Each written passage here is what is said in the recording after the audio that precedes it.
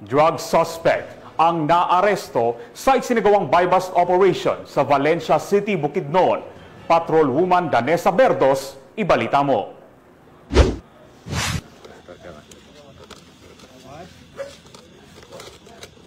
Arestado ang isang drug suspect sa sinagawang joint buy-bust operation ng City Drug Enforcement Unit, Bukidnon Provincial Intelligence Unit, RMFB-10, 103rd MC, Padilla 10, katuwang ang mga kapulisan ng Valencia City Police Station sa Barangay Bagong Taas, Valencia City, Bukidnon. Kinilala ni Police Lieutenant Colonel Brian M. Panganiban, officer in charge ng Valencia CPS, ang drug suspect na si alias Joel.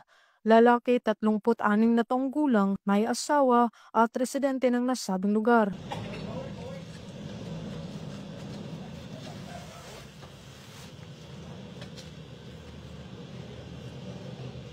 Sa ikanasang joint buy-bust operation ay nagresulta sa pagkakumpiska ng mga pakete ng hinihinalang shabu na may standard drug price na 37,400 pesos, isang cellphone at isang 500 peso bill na ginamit bilang buy-bust money. Ang suspect ay nakaharap sa kasong paglabag sa RA 9165 o Comprehensive Dangerous Drugs Act of 2002. Mula dito sa Camp Capistrano, Gusa, Cagayan de Oro City, ako ang inyong Police News Network correspondent, Patrol Woman Danessa Berdos, alagad ng batas, tagataguyod ng Balitang Pulis.